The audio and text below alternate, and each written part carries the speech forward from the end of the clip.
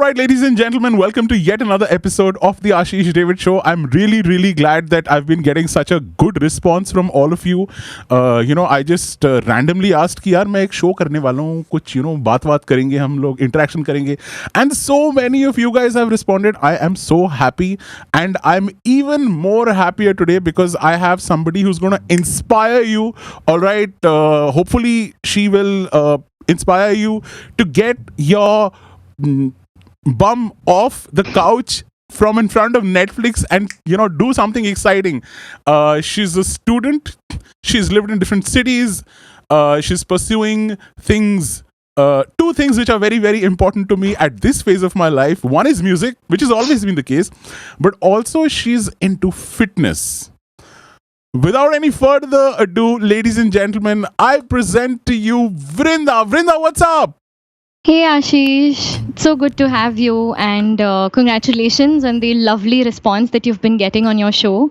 It feels wonderful to be a part of this lovely show today. Thank you so much. Thank you so much, Vrinda. So, Vrinda, I think we interacted on Facebook. I think I had posted a post or something. How did you come across the show? Well, through Facebook, of course, and then I started stalking you and found you on YouTube, Spotify, and so many other platforms. And I heard a lot of the previous podcasts before, and I was very, very enthralled to be a part of this today. And it's been lovely, really. Thank you so much. Thank you so much. So, Vrinda, I know a little bit about you. You know a little bit about me, but a lot of people don't know you. So, abhi hame kya karna hai? I want you to tell people about yourself, what you do. For someone who doesn't know anything about you, how would you describe Vrinda? Right.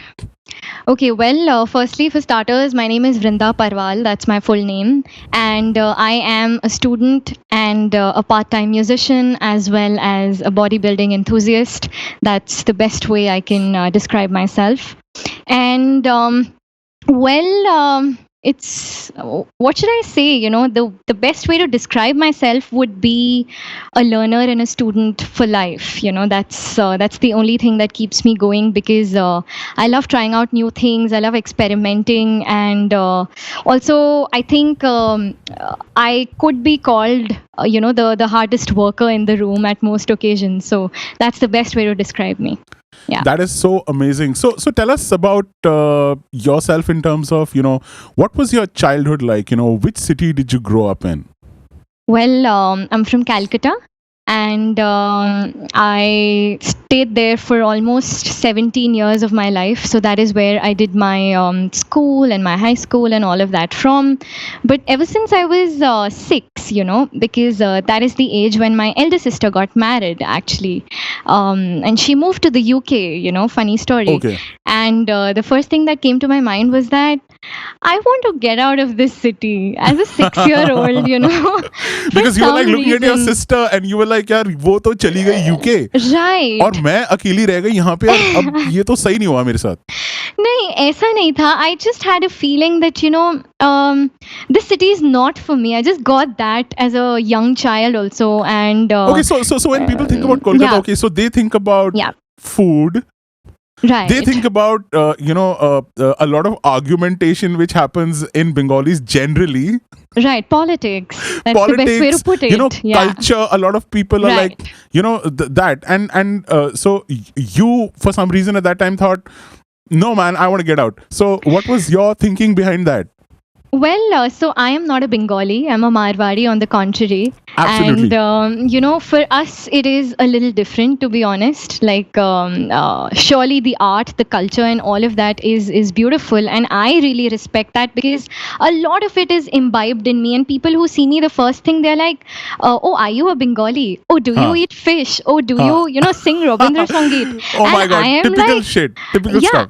exactly. And I am like, no, I don't do any of that, but I do love literature. I do love music, even Indian Right. classical for that matter, but those aren't my roots, and when I was growing up, my friends were there, my school was great, everything was there, but then for some reason I never had a resonance with the city.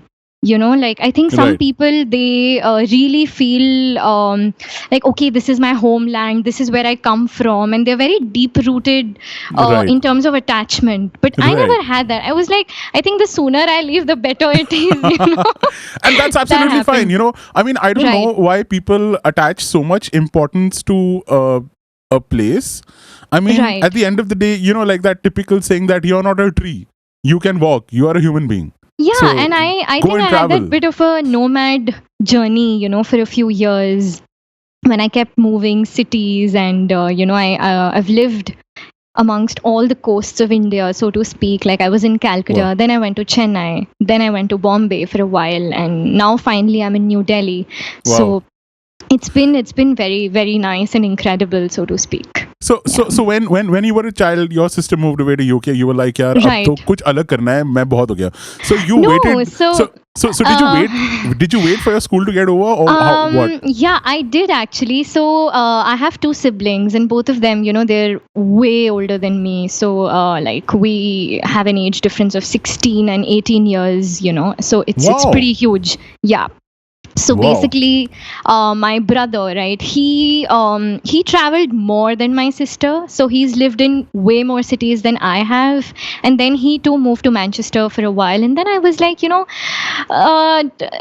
of them are here, and what will I do here? And my whole attachment kind of started going away, since Yeah. I was a teenager. And then I figured out that the youth life, so to speak, that you really have in a city was absent, or moreover, Okay. it was stagnant, because there you didn't have something like a very good open mic opportunity back in the day, or, you didn't Okay. have very good creative spaces for artists. And Correct. it was never the scene. Now it started developing in the last few years, but I'm talking about when I was, a young adult. It wasn't really there, or probably it was, but I wasn't a part of it. It can be Alright. both ways. So yeah, that is when I decided to move. Yeah. Okay. Because every city has a certain culture, and sometimes how we are is not how like the city is. So sometimes I think it's a better idea to just move to another place which kind of suits your personality a little better, right? Right. Absolutely. So which was the first city that you moved to? And okay, so also you have to tell us about each city, because I'm pretty sure a lot of our audiences are right now like, acha, she's been in Kolkata, she should tell us about a little bit about Kolkata. How was her experience, right? So while you were in Right. Kolkata, what were the things that you were doing in your the places that you were going with your friends and stuff? Well, when I was in Calcutta, I was very young, and all of us, I think, at a certain age, we have a lot of restrictions at home, especially I think as a girl. Yeah. That okay, you have strict deadlines to follow and all of that. Yes. But Calcutta has the best cuisine that any city can offer, and I Oh say my. that with. Yeah, I say that with a lot of pride, because the food there is amazing, absolutely. And also, it is very, very economical. Okay. I think in terms of street food, there's always this debate कि दिल्ली वाले बोलते हैं कि भाई नहीं, यहाँ का तो चाट सबसे बढ़िया है. बॉम्बे वाले बोलते हैं नहीं नहीं, यहाँ की पानी पूरी तो भाई सबसे लाजवाब है. Yeah, And yeah. I have tried and tested everything, but then Yeah. nothing beats what Calcutta has to offer. I think even in terms of quality, Yeah. there's no compromise as such. Like they won't, even if they give you something for $20, it'll be Right. worth the $20. You won't Wow. feel like that, ठीक है खा लिया, but मन नहीं भरा. I think that's very important with food, that more than Yes. your stomach, it's your soul that needs to be Yes, fed. it needs to quench your foodie cravings. Absolutely. So I think that way Calcutta stands out. Chennai is very, very lovely in terms of its people. Something that I loved about Chennai. So I moved there right after high school, and people have a lot of problems, being North Indians, especially. Like I said, I'm a Marwari, so my roots are originally from Rajasthan. Correct. But a lot of North Indians, so to speak, they have such adjusting Issues. problems there, that it gets so difficult. Firstly, because language is a big barrier, and second of all, I think they're not that welcoming and receptive. But for me, I was very open hearted in terms of speaking to them, and I used to just tell everybody that Tamil tere aade, very sweetly I would say. That means mujhe Tamil nahi aati. And eventually I picked up a little bit of Tamil as well from a few friends here and there. And I Yeah, was also like Googling, how to say a few words and all of that. correct.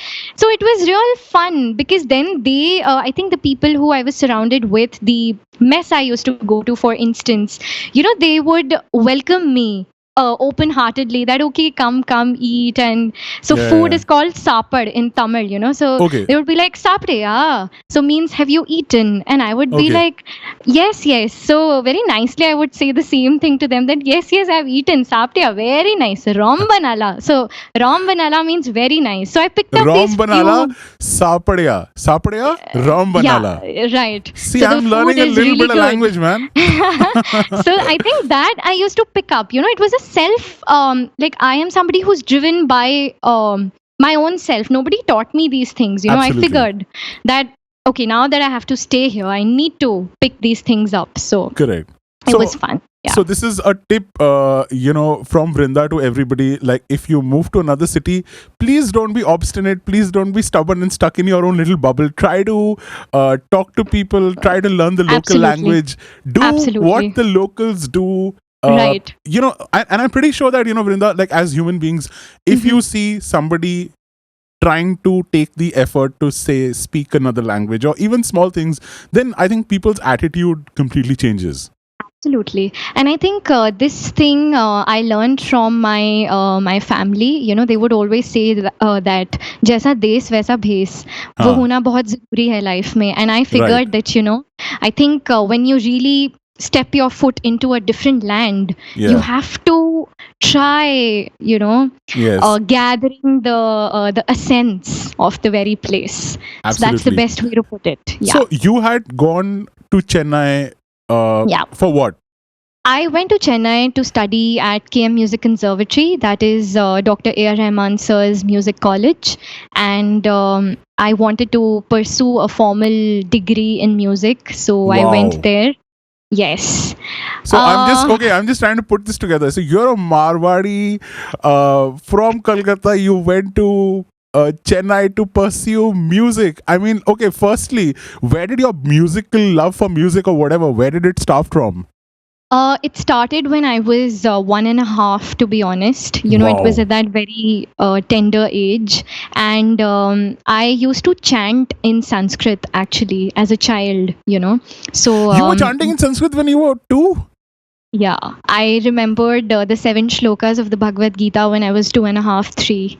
So that is how it actually started, because I would not. Is this because you had very strict parents or like how? No, You were it like, is because. dude, to hell with Pokemon, no Cartoon Network, no Nickelodeon. Wait, let me नहीं do नहीं Sanskrit instead. ऐसा ऐसा हुआ था नहीं कुछ? था नहीं ऐसा हाँ. नहीं था My parents, I should say that I had a very beautiful set of spiritual parents, All right, that's and wonderful. because of my age difference with my siblings, my parents were a generation apart from them, of I can course. imagine. So yeah, it used to be the normal convention. Whenever I would go to school, people would ask me, my teachers especially, even in primary school, they would always say that, oh, is she your grandmom? Or, she doesn't really look like your mother, because So, if you don't mind me asking, like, what is Yeah. your age and how old are your parents? so I am 23 at the moment, and my mother, she's 60. Okay. So that's Yes. almost like more than double. Exactly. So that's why Almost, yeah, 3 three times. different generations, Right. Yeah, so me, my siblings, my parents. Okay. That's how it is. But Yeah. you know what, dude? Like the way I would look at it is like you're in a unique situation. Of course. And that is how it came to me. I think that is how music came to me as well. It was always a gift from God. And also my parents, they would chant a lot themselves, to be honest. So as a baby, I would listen to it, and that's how I picked it up myself. They never really did the rote learning ki sikhana hi hai wali baat. But It music came must to have me. been around in the family, in the home. Yes. And Definitely. I'm pretty sure. So when you must have been like 5 or 6, it must have Mhm. been you and your parents and music. Yes, definitely. Because And I your was, siblings of were already course, out.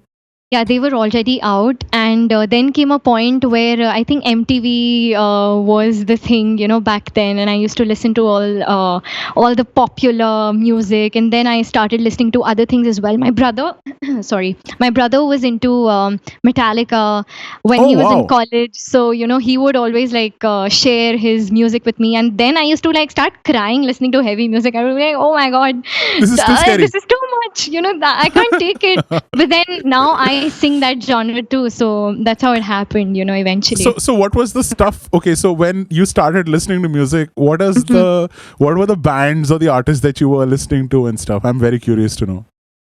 Well, there were quite a few, to be honest. It was like a whole amalgamation of a lot of influences coming Mm-hmm. around. And I started going to somebody who was teaching me Indian classical as well. All right, So, it was just a very basic, fundamental level Indian classical that I learned. correct. And the funny thing was that I always wanted to do Western music, but Okay, I think for some reason in India, there's a sort of convention that you should know how to sing Indian classical, or you should get your basics, or your fundamentals from classical, and then probably switch to a different genre. right. So I was going to this guru who taught me for a while, and I was listening to Queen, I was listening to Whoa, Metallica, I was listening to a few other bands. I love the Beatles since the very beginning. Actually, they used to be my personal favorite for the longest time, even till date. And yeah. the Eagles, of course, and all of these bands, So that's how it was. And then there was a whole lot of popular listening that happened. So there was Shakira, Beyonce, and Christina Aguilera, and all these artists as well. Whitney Houston, of course. So Right. that is, and then I think came a point when Hannah Montana became the thing when I was growing Yeah, up, yeah, yeah, yeah. because Disney was, I think, the 90s kids. Yes. They would probably resonate. So I think then all of these stars coming in, and I remember I had this massive craze for Hannah Montana. I don't even know how. My whole room was filled with Miley Cyrus's stuff, and I'm not even Wow. kidding. Wow. Like everyone who would come into my room, it used to appear pink and purple to them, no other colors. And I got that That crazy is that so adorable. my brother, he actually got me the original wig that Miley used to wear on the show.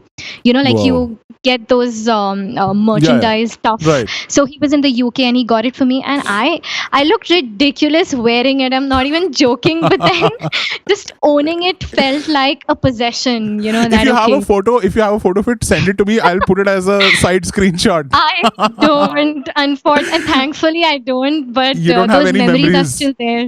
All I right. don't have photographs, You but don't have yes, because photographs. yeah, I think as a child you don't pay attention to Yeah. the photo trend wasn't there, to be honest, Right. back in the Right. day. As much as kids are, I mean, kids know how to pout now. Back in the day, we didn't know how to. Just being honest, Right, yeah. right, absolutely. So okay, so you were listening to all this music, and somewhere you had a thing that you really like music, but then यार एक बहुत बड़ा difference होता है to like Yes, music and to take it up professionally. So right. what happened How did that that happen? yeah, how did Yeah. that happen? So the thing is, this is a slightly, I don't know, I wouldn't call it overly emotional. Like people shouldn't consider it like that, but it's just Okay, something that happened to me. That I lost my father when I was in grade 11. all right, So that was the time, I think, when art became a very important part of my life, okay, and I took refuge in music, like I think a lot of people would do, and right, also in writing and other forms of art. So a bit of photography and just basic compositions in general. right, So I found my niche there, and I would just feel at peace whenever I would sit down and listen to music and also sing. right, So my brother, once he came to me, and we just had this conversation. And for some reason, because I was so enthused by Western music, by the way artists sound, that I wanted to go abroad and study music actually. So that was okay, my dream. I wanted to go to Berkeley, or some conservatory in London, because I correct. always thought that okay, my sister's in London, I can easily go to So London. I That also was want to go. that was my mentality. Right, But then when I told them, that this is what I wish to pursue, firstly, it came as a huge shocker to everybody because academically I was really good. I was a good student. And then they were like, okay, she wants to do music. Now, that's something nobody has even, I think, dared to say in the family. तो And उनका फंडा must have been बेटी भटक गई. नहीं, भटकी अरे तो बेटी नहीं. भटक गई. But they were surely Taken aback. furious. Yes, they were furious, I should say. Okay. And then my brother, he politely said to me that if it makes you happy, do it. Do it. He kind of took a big supporting stand there. To be honest, my mom wasn't agreeing. Then we came to mutual terms, and he told me that why don't you look for options in India, and I was like, okay, let me see what does this country have to offer. Right. And I think when you type on Google music colleges in India, the first name that Google gives you is KM Music Conservatory. And I just Of clicked course, on it. and you assume that, I mean, like Yeah. if it's A.R. Rahman, then Right. It was A.R. Rahman's AR's college and, all of that. So, from the way it appeared to us, we thought it was a good decision, and eventually I did enroll myself there. So that's how it happened. Actually, the passion to, I think, slightly on the professional side of it. That's how it went. But then there was a huge catch at KM, because it didn't offer what I was really looking for. okay, so as what a were you looking musician. for, and like Yeah. versus what you thought, and what happened? What was the difference? Right. So I didn't have any expectations in my heart while I was going there, because I was like, I just want to learn. And with that receptiveness, I wish to inculcate all that the place has to offer me. But they did not really tell us anything in the beginning as students, that most of what we would be taught would be Western classical. Now, there's a huge difference between the mainstream commercial Western music that you hear and Correct. classical music, right? And I knew that somewhere because, I personally used to follow a lot of theater, and I used to listen to musicals here and every now and then. Basically, like The Sound of Right. Music is my personal favorite. So Mine too. Yeah. I love Do or Dear. I love right, I love think so many that's- songs from there. That's how it starts for every child, I believe, Yeah. But then we're not even aware that, okay, this is what Western classical is really. Yeah, because So- classical. Okay, so Western classical is very serious. Yes. Very also very segregated as far as the listenership is concerned. So I'll Definitely. tell you my experience. Okay, so there is I think there's one show on All India Radio which is dedicated to classical music, and the listenership is probably not as much as other genres. So you must Of have been course. thinking that you're going to get education. Okay, so what was exactly the program that you were enrolled in at KM? So the thing is that in KM they have a complete degree situation, right? So the first step, it's called foundation, that most students have to undergo. Then Okay. you go to your diploma. So that's diploma 1, 2, and after that you get the opportunity to go to any university in the UK. They are affiliated with Middlesex University in London. So, you can actually go there and study. But you have an option to change your university as well. So people sometimes Okay. they opt for other universities for their final year. That's how it Okay. is. All And right. about Western classical, as you mentioned, it has a very niche, very specific audience. That's true. And we weren't told in the beginning, that Western classical is what is going to be offered to us. So it was and, Western classical theory and singing. Everything. Okay. Everything And- related to. And wasn't it like so? Like for Mhm. example, there is rock or blues or No. jazz, So different that is genres. that is what I'm getting to. So there was no room for anything else in the curriculum, so to speak. You can surely experiment with other artists in and around, your batchmates, so to speak. But the curriculum was very stringent to offering Western classical only, and a little bit of Indian classical as well. So that's how it was, actually. So okay, so with you were probably of the mindset that you're gonna get like a overall Western music thing, but it was Right. pretty much segregated to classical, which was not Yes. specified or clarified in the beginning. That's how KM happened, and eventually I decided to kind of take a break from not going to the next level. I did my course for a year and a half, and that is when I moved to Bombay. Any good celebrated institute, if you talk about, Mhm. is great till the time there are some great teachers. Because hey, dude, at Exactly. the end of the day, it's the teachers who are teaching. True, The absolutely. institute is what? It's a name and it's a building and it's a registration. That's it. True, true. That doesn't make crap of a difference. It's the actual people who teach you on a daily basis. So hota kya hai, Absolutely. for 7 years, 10 years, there'll be some legendary people teaching, okay? And Right. because of that, the institute will get a name, and everybody will be like, dude, KM rocks, KM, or whatever rocks, like St. Columbus rocks, True. or St. Stephen's rocks, or Hindu True. college rocks. But after some time kya hota hai, people only remember the name, but those teachers have moved on to wherever. Definitely. And definitely. unfortunately, the people who hear of the place when it was great come, and then they're like, "Arey, but shit, that guy's I not here, know. so wo baat nahi bani." Education is a step in the ladder. Absolutely. Absolutely. So I mean, like, for anyone who's like, watching this, and it might be coming off as a dissing session for KM, it is absolutely not. No, no, Okay? no. It's also, I want to like, completely clarify that no matter what course you do, no matter what is guaranteed to you, or job placement and all that shit, let me just break it down. Okay, education is a few steps in the ladder.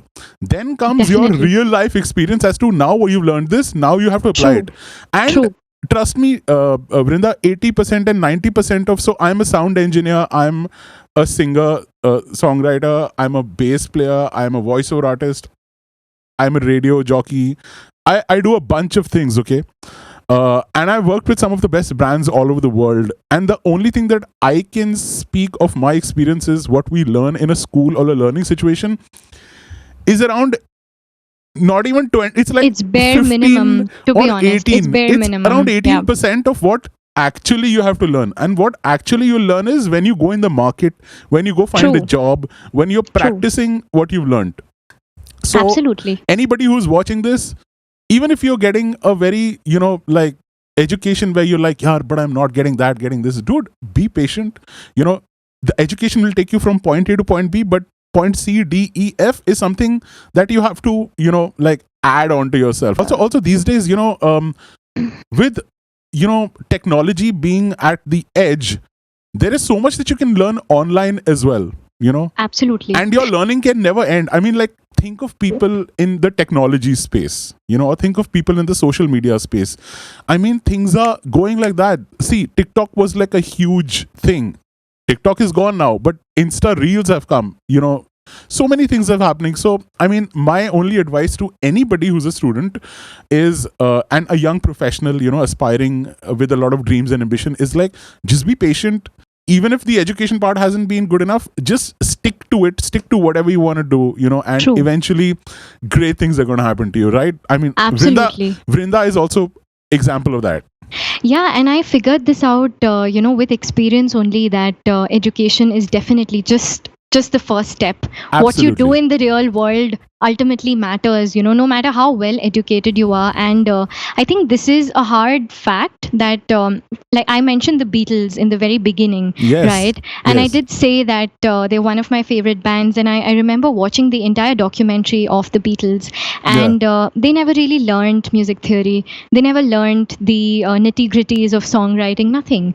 It just came from their heart, and all of them, they found each other eventually, and I think it just worked out as a beautiful blend. And that is what happens in any art, any form of music for that matter also. If you Yes. find the right people at the right time, and you are skilled enough, it just works out.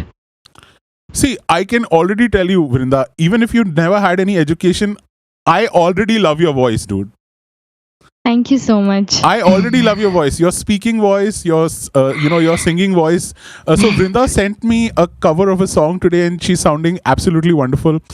In case you guys want to check out her stuff, at the end of the show, not right now, at the end of the show, she's going to share her links and she's going to tell Surely. us a little bit about, where you can find her online. But okay, so the music happened, and what happened after your education got over in music, in KM? I'll just have water. One sec. I saw you having water and I was like, oh, I need Vrinda, water. cheers. Cheers. Cheers. This is going to be the screenshot. That's going to be our thumbnail. Yeah. Okay. Okay. So, well, after KM, Bombay happened, because I saw a lot of students from KM itself moving to Mumbai, and a lot of my seniors were already working as musicians, Right. each one of them doing something or the other. And I did talk to a few people, and I landed up in Bombay for some reason, and Okay. I didn't put a lot of thought into it, to be honest. right. Like, Mumbai is a huge step for most people, but for me, it just happened, and I'm not kidding. It just happened. Okay. So I kind of landed up in Bombay. I was training under a lot of maestros. So I was training under Ustad Murtaza Mustafa Khan, who is one of the legendary artists in Indian classical music. Because Okay. again, for some reason, I thought that in order to make it as a playback singer, I think I should start singing Bollywood now and just leave the Western classical or whatever Western music that sound behind, because Right. now I'm in Bombay. I need to get into the commercial scene and follow this, in order Correct. to make some Make- money makes and a sense. living, right, Correct. out of it. So I started going to him, and I also took a few jobs here and there. So I was teaching at the same time, and also I was recording a bunch of stuff actually and collaborating with artists. So that is what I did in Mumbai for a short period actually. But then came a point where I just felt like I was missing out on a lot of things in life. I was Okay. I was missing out on a regular normal life, if I can put it rightly that way. Okay. Because when you're 18, 19, you have a very normal cliched journey would be like going to college, coming back home, hanging out with friends, doing your assignments, probably going off to sleep. And it was very that kind of a life is very relaxed and I think comfortable, Yeah. but for me it was a bit challenging because my social life got compromised big time since I was in Bombay. And of course, every person I was meeting was way older than me, most of them at least. And it got a bit intimidating because Bombay can do that to you. And I'm just putting it out there, that it's not for everybody. I think a lot of people go to Mumbai and they end up having clinical depression and other sort of mental health issues, and these are things that people don't generally talk about. But then Right. the fast paced life is not for everybody. So like I said, I didn't put a lot of thought into it, but people do that generally, because Mumbai is a big step professionally or even personally, whatever. So I went there, and then I just wanted to take a break from everything. I went back to Calcutta. I gave it some thought, and I told my family that, what, I need to get back to studying. I want to like keep music on the side now because I think I couldn't stretch it anymore. Right. So this is again a big myth that I would like to kind of break, for people. It's like just a debunking a particular Yeah. myth session at the moment that Absolutely. you don't need to go to Bombay to make it as an artist, and any artist for that matter, until and unless you do not get an acting job or, something related to, let's say, you can still travel in today's times. There's a huge possibility of doing that you Yeah. can just go for a project and then come back. So And another it thing that necessarily- I would like to add to that is that think of it like this: that after coronavirus and COVID and all this stuff happened, so many people were working from home. Yeah. And just like Vrinda has a microphone and an audio interface and a MacBook Pro, and I'm also in my studio. You could be anywhere, all right. And trust me, I think most of the studios who are worth any value at all are all online. True. you can get in touch with them, you can send your demos to them, and you can tell them that, this is my thing. And of course, as an artist, your art is one thing, and how you market yourself is, another thing. different way. Absolutely. I would personally, recommend, and Rinda, I'm talking, and you are my partner in educating people out there, because even you have experience and I have experience.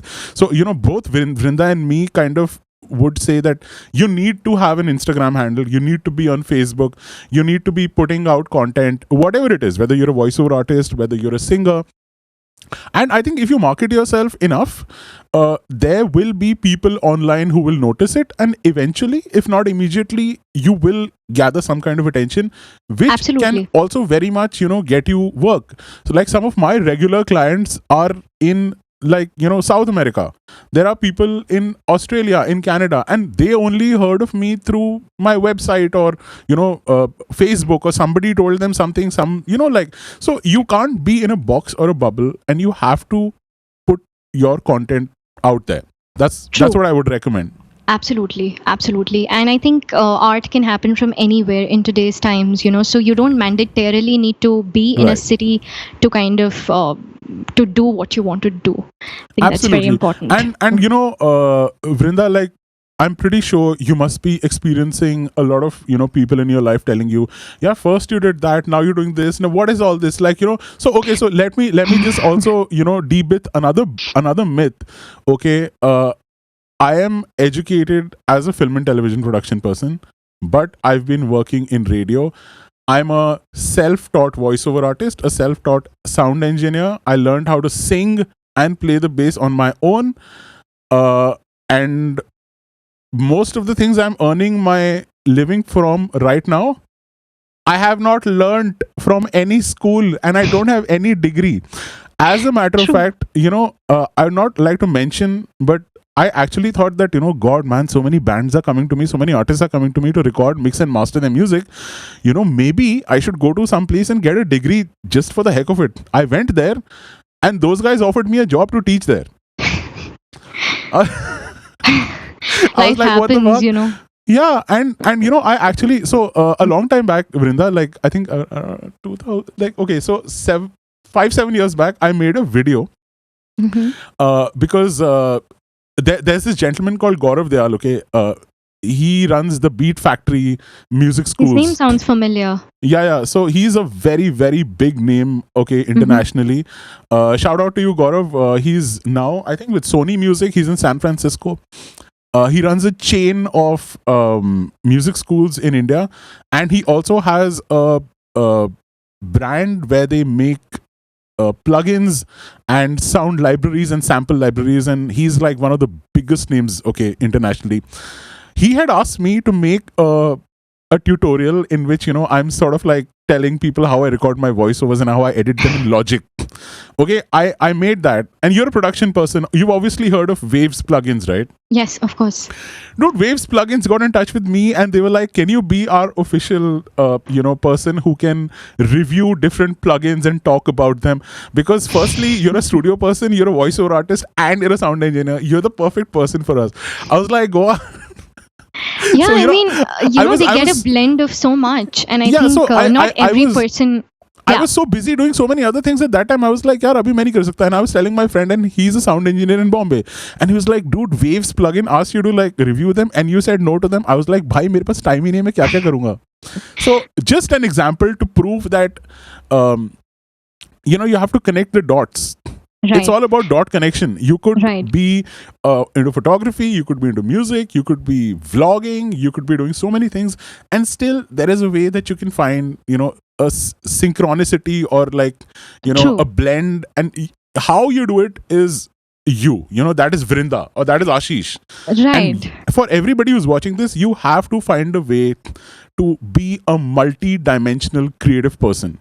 Absolutely. So that's what I believe in. And I think this is something that you and I both have in common, which I generally don't find in people, because I think as humans, we are very conditioned in a lot of ways. We are conditioned to put ourselves in a box. And we generally, the way we use our narrative, our story to the world is that, okay, this is what I do. I have a 9 to 5 job or anything for Yes. that matter. I come back home, I spend some time with my family, and that's pretty much my life. Or, for a college student, it would be a slightly different, tweaked version of the same story, Yes. Yes. Surely, a few people, they do develop a passion about something or the other, but then they do not really go beyond, exploring Yes. their own selves, and I Yes. think this happened with me ever since I was a child. I was always called a multi-talented person. People would always say that, okay, you can write so well, you can sing, you perform, and whatever used to come up in school also, I would always run around with the activities here and there, like always doing something or the other on the Yeah. run. So this attitude, I think, never stopped. Surely, back in the day, I was never into sports, for instance. Yeah. Like, I was always so afraid because I was a healthy, plump, cute child. People would call me a rasgulla, for the longest time, I believe. And I think that was a whole phase till my young teenage years. Yeah. In fact, till I was 20, I was on the heavier 2021, I was on the heavier side. Right. And eventually there came a point where I would always work out. So this is something about me, that I would work out, I would exercise, but then I was never really into going to the gym, or probably becoming muscular or doing something with myself. I never had those goals. Right. It would always be like, okay, a little bit of here and there, cardio, pilates, yoga, and all of that, the girly stuff, to Yeah. coin it that way. And there came a point where I just started feeling so inferior about myself, because I think it happened with the very non-social life that I was living also, and then I became so conscious of myself. I think Bombay has that whole glamour and charm, Yes. and that daunted upon me that, okay, Yes. I have to do something. But then I realized I was caged for a few years, when I was just doing music full time.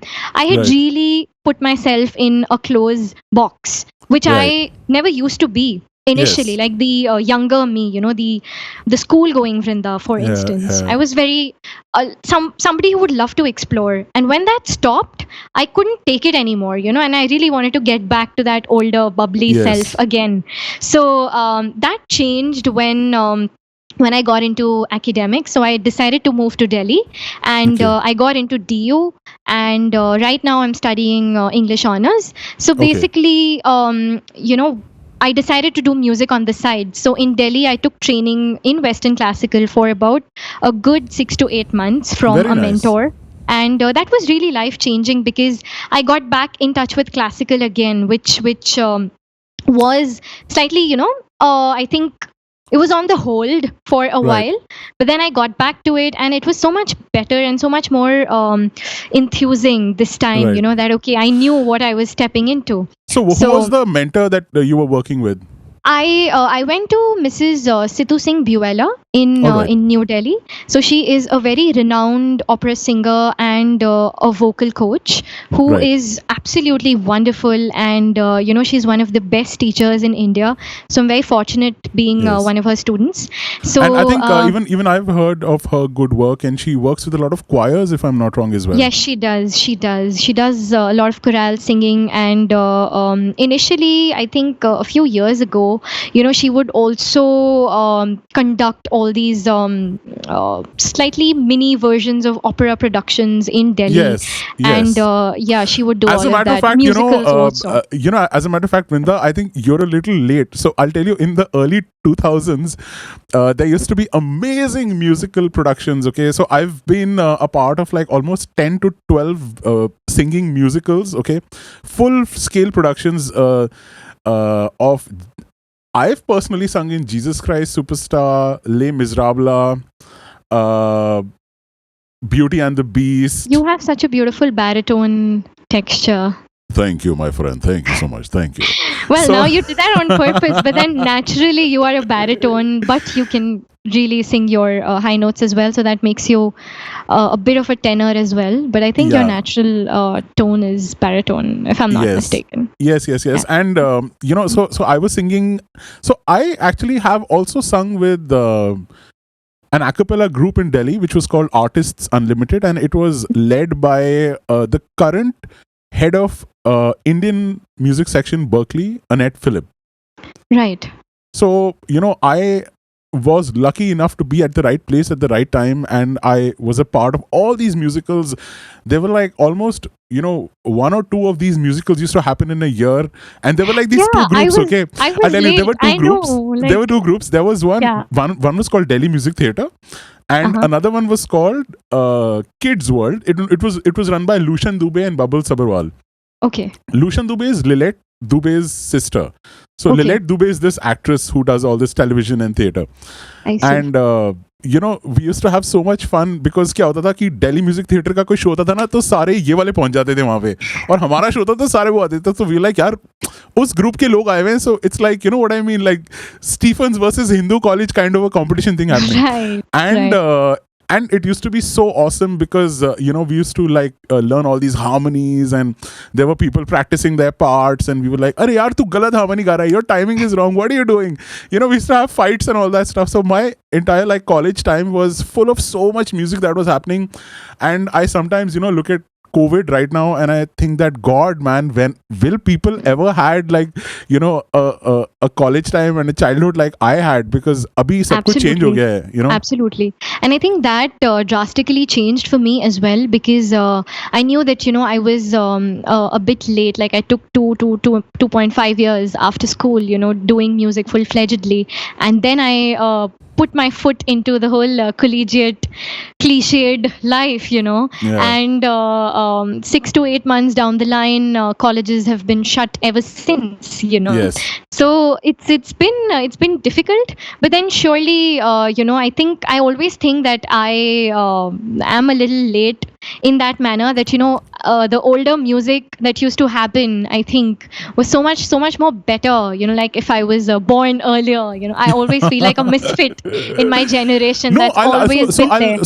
So I feel like I need to tell this to the younger generation. Okay, the music for me and for a lot of people was probably the best in the 70s, is what a lot of people say. Okay, and Right. 70s and 80s and probably even some 60s, but recording technology wasn't good in the 60s. So the recordings that I have, like say for example, I personally collect vinyl records. Okay, so I have around 200-300 records. When I hear the music which is coming out in the 70s and a lot in the 80s, it's content wise, I don't know what was like, the stars were aligned or God knows what was happening, but it was really awesome. And why is it awesome? I'm not saying that music is happening right now is not awesome, but I still love it. You know what I mean? So if I come across something new, I'm like, this is good. Like Drake is good and Ed Sheeran is nice and all these people are also good. But the popular music which is being broadcasted these days is shit. I mean, there is no Absolutely. polite way of putting it. And It's the but regular, I'll tell you the another thing. regular rhythm and the same 4/4 and very very flat singing, no dynamics, and even the chord if you structures are the see that, same. yeah, and then there's so much, I think, correction done to the vocals also, that it Yes. sounds very very digital. So that's something I never do with my songs. Whatever I record, it's been more than 2 years now. I do all my recordings myself, Right. and I never put any bit of pitch correction or auto tuning or anything to my voice. It's always the way I sing it. Actually, that's something Right. I strictly follow. So even if it doesn't, let's say if you were to press a note on the piano, maybe it might not sound like that, like so digital and so synthesized, if you know what I mean. Yeah. It still has that organic essence, which I do not like correcting, whenever Yeah. I put out music of my own. A lot of That's people a think personal that thought.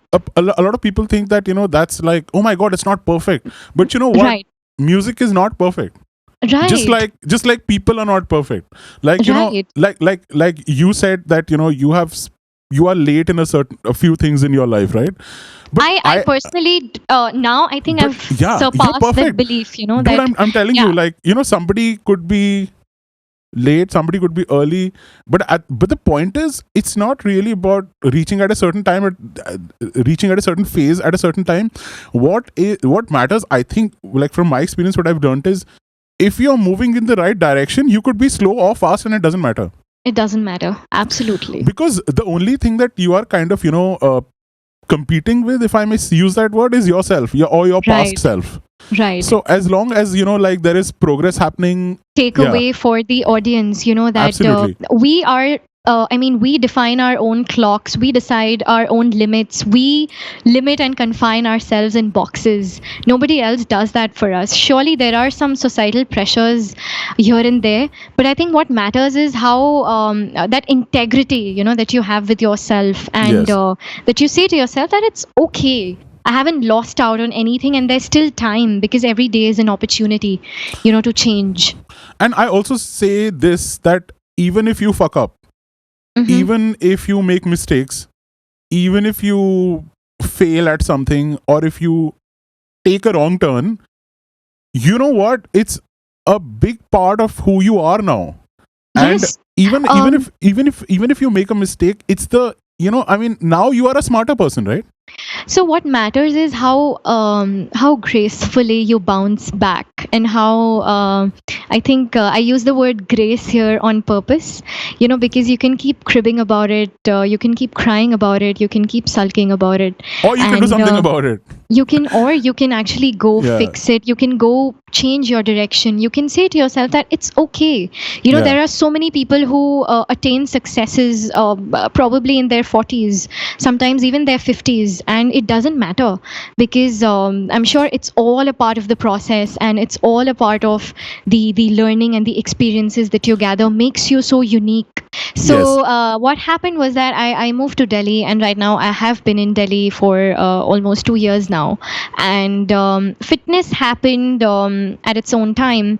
I stepped into a gym for the first time when I was 20, almost 21, A right? few years And that, back. yeah, a few years back. And I was extremely conscious, because I would always feel that okay, somebody might be just staring at me, or I might not know what to do, or what equipment to use, or how to use it, and all of that, because a gym is a very different space. You need to be in a particular mindset and all of that, and I didn't know any of it. I just Right. knew that okay, you go to a gym, you work out, you come back, but then there's a whole new world there. There's resistance training, there's cardio, there's your yoga and flexibility, and there's so much more.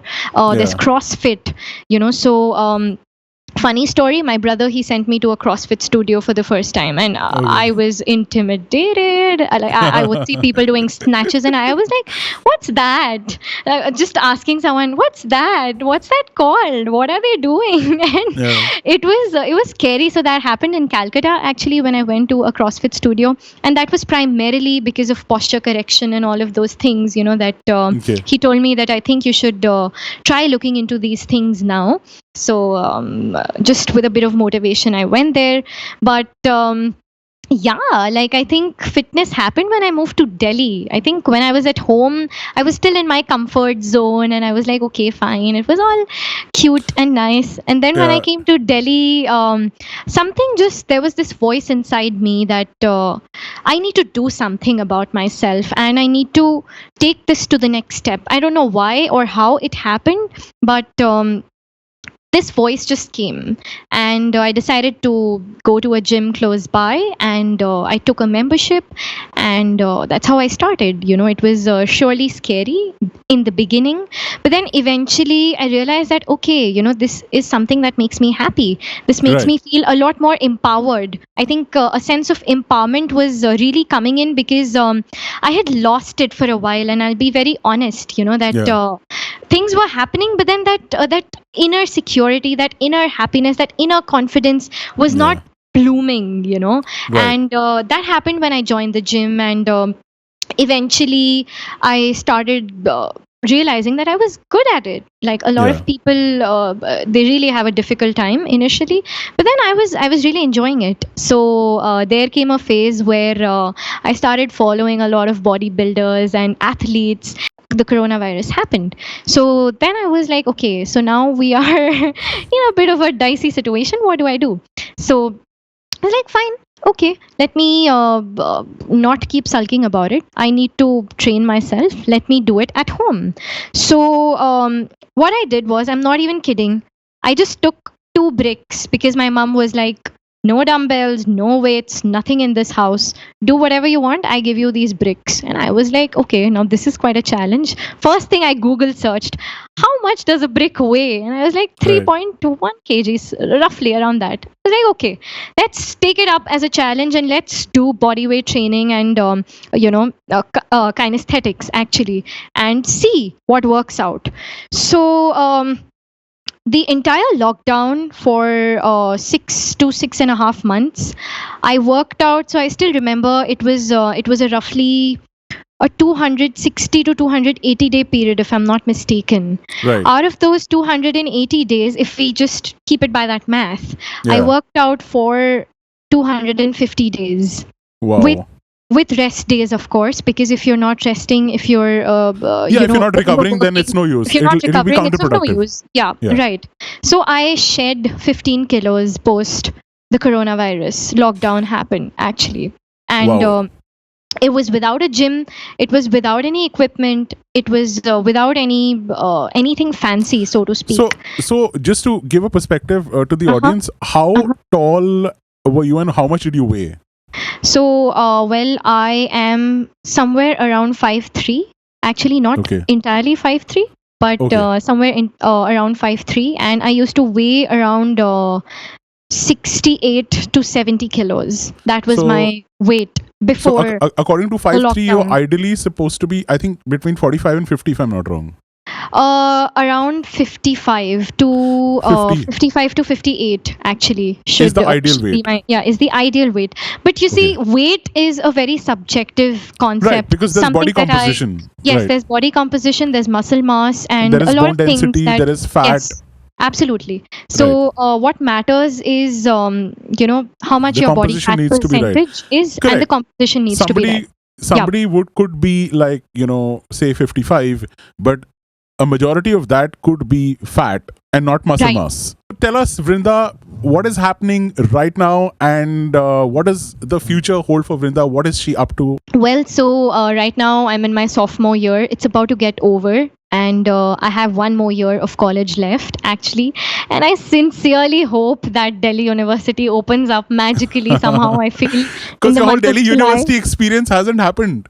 It hasn't happened really, and all I know of my mentors is through Google Meet and through WhatsApp probably, and it comes to a point where you need to meet people again. You need to kind of get out of your home and Yes. meet your peers, for that matter. Yes. But so far, whatever it is, I'm in college, and things are working out really well because I'm doing everything that I can in college, and I'm writing a lot of lately. So I could explore that skill with literature and take up a job after college gets over and do something full time. Now music happens on the side as and when I feel the need to put out a cover or something of my own. If they want to connect with you or if they want to follow you, you're also on Instagram, right? But my name is Vrinda Parwal. That's my entire name. So if you just type Vrinda Music on Facebook, you'll find it because I've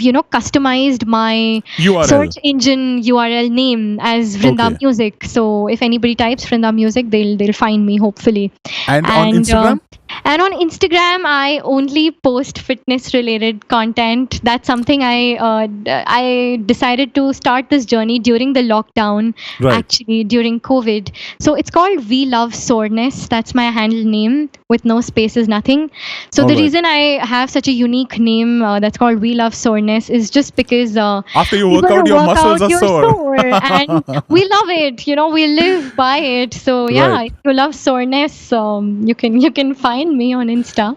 Superb. Thank you so much for being a part of this show, Vrinda. Your life story and your experiences. I'm pretty sure, a lot of people will listen to it and learn from it. And where you guys can find her. She's already told you. Thank you for your time. so much. Thank you so much for having me. It was so lovely, and let's collaborate sometime as well. Absolutely. I hope you all, I wish you all the best for the future.